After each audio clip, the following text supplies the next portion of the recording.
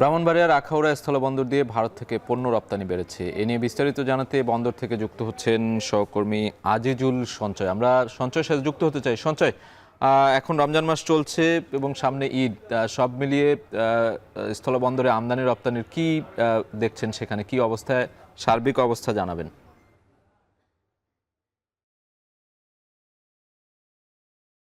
সাজিদ, গেল ২ মাস ধরেই বন্দর দিয়ে ভারতে রপ্তানি পরিমাণ বেড়েছে।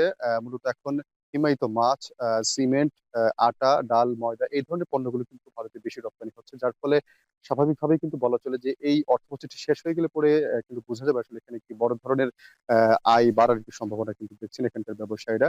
তবে সাজিদ, এই বন্দরটি কিন্তু আমদানি-বাণিজ্য একেবারেই অনিয়মিত। আসলে আপনি যেটি জানতে চেয়েছেন যে এই যে রমজান উপলক্ষে পরিস্থিতি, আমি যদি আপনাকে বলি যে গেল কয়েক মাস ধরেই কিন্তু বন্দরটি একেবারেই পণ্য আমদানি শূন্য বলা যেতে পারে এখানে। যার ফলে মূলত আসলে এই বন্দর দিয়ে সব ধরনের পণ্য আমদানির অনুমতি না থাকার কারণে কিন্তু ব্যবসায়ীরা এখান দিয়ে আসলে পণ্য পণ্য খুব একটা আমদানি করে না। তবে গেল এই ৫-৬ মাসের মধ্যে কিন্তু শুধুমাত্র কিছু জিরা, চাল এবং আগরবাতি এসেছে। এগুলো প্রায় ২ কোটি টাকা মূল্যের পণ্য এসেছে।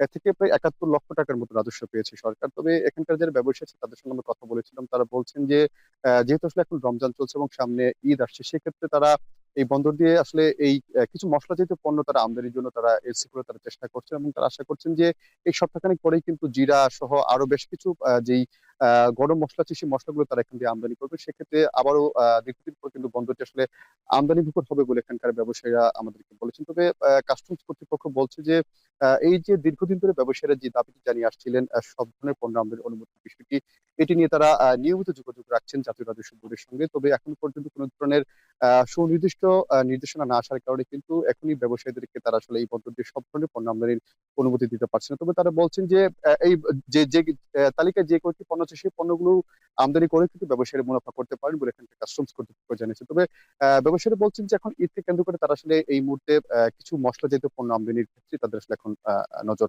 সাজিদ, আমার কাছে এই ছিল আখাউড়া স্থল বন্দর থেকে এখানকার আমদানি রপ্তানি সংক্রান্ত সবশেষ খবর। ব্রাহ্মণবাড়িয়া থেকে যুক্ত ছিলেন সহকর্মী আজিজুল সঞ্চয়।